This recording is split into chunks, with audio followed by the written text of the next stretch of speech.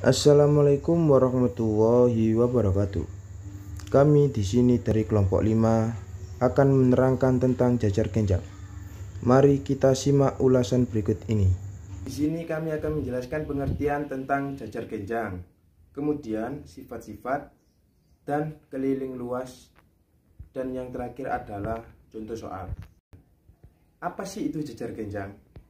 Jajar genjang adalah bangun persegi 4 yang sisinya berhadapan dan sama panjang. Konsep bangun jajar genjang berangkat dari konsep bangun persegi panjang. Maka pemahaman yang baik tentang konsep persegi panjang akan membantu untuk memahami topik jajar genjang. Bagaimana sih bentuk jajar genjang itu? Mari kita simak gambar di samping. Pada gambar di samping terlihat sisi AB sejajar dengan sisi CD dan sisi AD sejajar dengan sisi BC. Sisi AB dan sisi CD saling berhadapan. Dari uraian di atas bisa kita definisikan jajar genjang adalah segi 4 yang sepasang sisi-sisinya berhadapan adalah sejajar. Ada banyak cara membentuk jajar genjang. Di antaranya adalah dengan memutar suatu segitiga sejauh 180 derajat. Pusat titik salah satu sisinya. Jadi di sini saya akan menerangkan tentang sifat-sifat jajar genjang. Sebelumnya saya akan memberikan sebuah gambaran jajar genjang. Kurang lebih seperti ini. Di sini ada sudut PQ dan di sini R dan di sini ada sudut S. Langsung menginjak ke sifat yang pertama, di mana sisi yang berhadapan selalu sama panjangnya dan sejajar. Di sini ada sudut PQ sama dengan sudut SR, di mana mereka sejajar, berhadapan dan sama panjangnya. Yang kedua ada sudut SP sama dengan sudut QR, di mana mereka juga sama panjangnya, berhadapan dan juga sejajar. Nah, menginjak sifat yang kedua yaitu sudut yang berhadapan selalu sama besarnya, di mana sudut Q berhadapan dengan sudut S ini sama, di mana sudut R dengan sudut P ini juga sama besarnya. Jadi mereka berhadapan dan sudutnya juga sama. Yang ketiga ada jumlah sudut yang berdekatan adalah 180 derajat, di mana sudut Q berdekatan dengan sudut R ketika dijumlahkan mereka 180 derajat, di mana sudut P berdekatan dengan sudut S ketika dijumlahkan mereka juga 180 derajat. Kenapa bisa begitu? Di sini menurut kaidah dalam garis-garis sejajar. Yang keempat ada diagonal. Jajar genjang juga memiliki diagonal, di mana kedua diagonalnya membagi dua bagian yang sama panjangnya. Gini, ada ditarik ini dari garis RP, ini ditarik dengan garis SQ, ini ditarik, ini dua diagonal yang tidak memotong tapi memiliki panjang yang sama, di mana sisi sini R dari ke tengah ini sama dengan sisi P ke tengah ini sama. Jadi S ke tengah ini sama juga dengan Q ke tengah. Jadi mereka sama. Ini sama dengan ini sama dengan ini. Seperti itu. Yang kelima, di setiap bangun jajar genjang memiliki dua tingkat simetri putar dan tidak memiliki simetri lipat. Maksud dari simetri putar jadi seperti ini. Yang awalnya ini di atas ini sisi RS dan sisi PQ, ketika diputar seperti ini mereka tidak sama dengan yang awal tadi. Ini tidak sama, tidak dihitung. Ketika diputar seperti ini mereka sama tetapi beda dengan sisinya. Yang awalnya di sini tadi sisi SP di atas berubah menjadi di bawah, tapi mereka tetap sama, kembali ke sisi semula. Kita putar lagi. Nah, tidak sama dengan yang awal. Kita putar lagi, sama, karena mereka kembali ke semula. Tadi tetap dihitung simetri putarnya. Di sini jadi jajar genjang memiliki simetri putar 2, tingkat 2, dan simetri lipatnya tidak memiliki, karena ketika dilipat ke sana, dilipat ke sini, mereka tidak memiliki kesamaan panjangnya, tidak menemukan. untuk sifat yang ke-6 memiliki dua buah sudut tumpul dan dua sudut lancip. Ini sudut lancipnya, sudut P dan sudut R, ini sudut lancipnya, sudut tumpulnya sudut S dan sudut Q. Nah, jumlah semua sudut dalam jajar genjang itu adalah 360 derajat. Kok bisa 360 derajat? Kembali yang ke awal tadi, dua sudut yang berdekatan 180 derajat, dimana sudut Q dijumlah dengan sudut S 180 derajat, sudut P dengan sudut S dijumlahkan 180 derajat. Ketika dijumlahkan semua totalnya adalah 360 derajat. Jadi seperti itu sifat-sifat jajar genjang.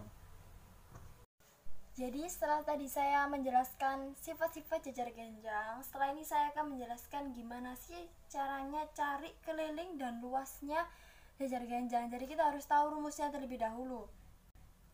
Nah, untuk lebih mudahnya aku ada medianya ini, media jajar genjang A, B, C, D di sini. Jadi untuk cari keliling itu sebenarnya mudah. Seperti halnya saat kita itu keliling lapangan. Misal kita disuruh keliling lapangan 1 kali, berarti kan kita mengitari tepian lapangan itu selama 1 kali. Sama halnya saat kita disuruh keliling lapangan jajar genjang selama 1 kali, berarti kan kita mengitari tepian jajar genjang. Jadi kita dimulai dari sudut A dulu, kita lari ke sudut D, terus lari ke sudut C, ke B, terus ke A. Itu namanya kita keliling jajar genjang. Nah, sudah terlihat tadi, berarti dari rumus keliling jajar genjang itu sebenarnya gampang. Jadi sisi DA ditambah dengan sisi DC ditambah dengan sisi CB ditambah dengan sisi BA itu sama dengan keliling jajar genjang, atau biasa lebih simpelnya itu keliling sama dengan 2 kali dalam kurung A tambah B ditambah A tambah D tutup kurung. Jadi seperti itu. Atau lebih mudahnya ini ada tinggi, berarti di bawah ini ada alas. Lebih mudahnya lagi K sama dengan 2 kali alas ditambah 2 kali tinggi. Seperti itu lebih mudahnya. Jadi rumus dari keliling jajar genjang itu 2 kali alas ditambah 2 kali tinggi, atau keliling sama dengan 2 kali dalam kurung AB ditambah AD tutup kurung. Seperti itu. Jadinya kita menjumlah semua sisi jajar genjang sama dengan keliling jajar genjang. Seperti itu. Nanti lebih mudahnya lagi kita langsung ke contoh soalnya ya. Nah, untuk contoh soalnya sendiri seperti yang ada pada slide, yaitu tentukan keliling sebuah jajar genjang DEFG. Di sini saya sudah ada keliling jajar genjang DEFG dengan DE sama dengan 25 cm dan EF-nya adalah 15 cm. DE-nya di sini 25 cm dan EF-nya di sini 15 cm. Kita lanjut ke penyelesaian. Diketahui DE-nya sama dengan 25 cm dan EF-nya sama dengan 15 cm. Ditanya kelilingnya. Yang diminta di soal ini adalah tentukan kelilingnya. Berarti kita ditanya adalah kelilingnya ya. Kita langsung ke jawab. Karena di sini diketahui adalah sisi DE dan sisi EF, kita lebih mudah pakai rumus K sama dengan 2 kali DE ditambah EF dalam kurung ya itu. Nah, untuk duanya kita turunkan, terus DE-nya kita masukkan 25 cm ditambah EF-nya sama dengan 15 cm, kita masukkan 15 cm. Setelah itu kita dahulukan yang ada di dalam kurung, 25 cm ditambah 15 cm sama dengan 40. Baru kita kalikan dengan 2, jadinya 2 dikali 40 sama dengan 80 cm. Baru kita menghasilkan jadi keliling dari jajar genjang DEFG adalah 80 cm. Nah, untuk biar kita sama dengan penjelasan yang awal tadi, apakah bisa kalau keliling itu dijumlahkan semua sisinya? Apakah jawabannya sama dengan yang dirumus di slide? Nah, kita coba dulu. Ini yang DE ini kan udah diketahui 25 cm, yang EF udah diketahui 15 cm. Untuk yang DE ini kan dia berhadapan dengan sisi FG, karena FG tadi tidak diketahui di soal. Karena ini kita kembali ke sifat yang pertama, sisi yang berhadapan panjangnya itu sama, berarti DE ini sama dengan sisi FG, sama-sama 25 cm. Ketika dijumlahkan hasilnya 50. Nah, untuk yang sisi EF ini berhadapan dengan sisi DG. Tadi tadi di soal DG tidak diketahui berapa senti. Kita kembali lagi ke sifat yang pertama, di mana sisi yang berhadapan itu panjangnya sama, berarti 15 cm sama dengan 15 cm, berarti sama-sama 15 cm. Ketika dijumlahkan hasilnya 30. Ketika dijumlahkan semua 50 ditambah 30 hasilnya 80 cm. Jadinya hasilnya sama dengan yang rumus di slide. Jadi seperti itu, kurang lebih seperti itu untuk keliling jajar genjang. Untuk yang luas jajar genjang dilanjutkan oleh rekan saya. Selanjutnya, mari kita menghafal rumus dari luas jajar genjang. Luas jajar genjang itu sama dengan luas persegi panjang. Tetapi perbedaannya, kalau persegi panjang, luas persegi panjang itu luas sama dengan panjang kali lebar. Hanya saja bangun datar jajar genjang itu ukuran panjang itu diganti dengan A. A itu adalah alas dan ukuran lebar itu menjadi T atau tinggi. Jadi, rumus untuk mencari luas jajar genjang adalah luas sama dengan alas kali tinggi.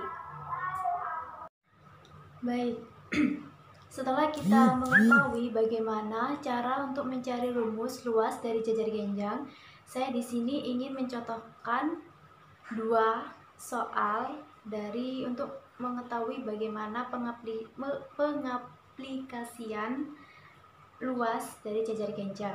Soal yang pertama, ada sebuah balok yang berbentuk jajar genjang ABCD dengan sudut AB yaitu alasnya 32 meter dan tingginya sama dengan 14 meter.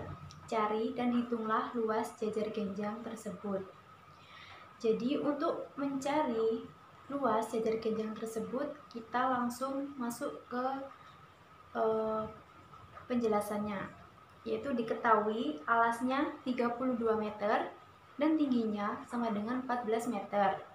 Yang ditanyakan apa? Yang ditanyakan adalah luas. Dan bagaimana cara kita untuk mencari luas?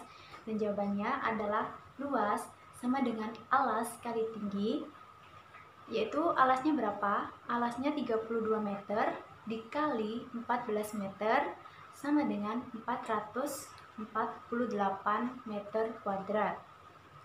Jadi, luas dari jajar genjang tersebut adalah 448 meter kuadrat.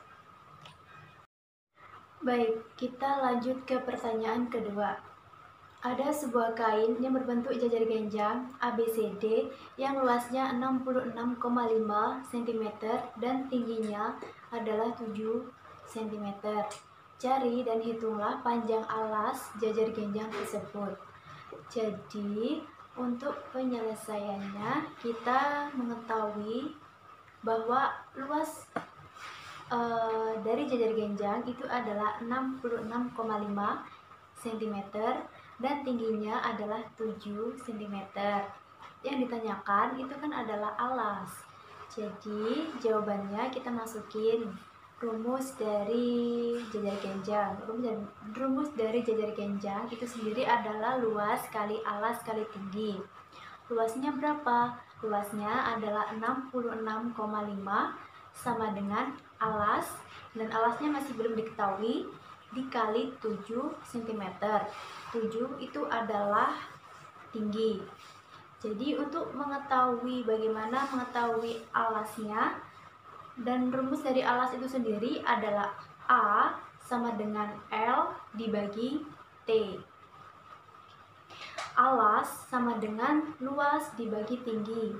Jadi A sama dengan 66,5 itu adalah alas dibagi dengan 7 itu adalah tinggi.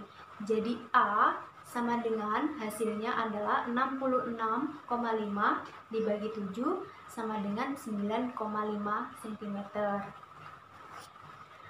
Jadi panjang alas kain yang berbentuk jajar genjang tersebut tadi adalah 9,5 cm. Sekian presentasi dari kelompok kami. Apabila ada salah kata, mohon maaf yang sebesar-besarnya. Wassalamualaikum warahmatullahi wabarakatuh.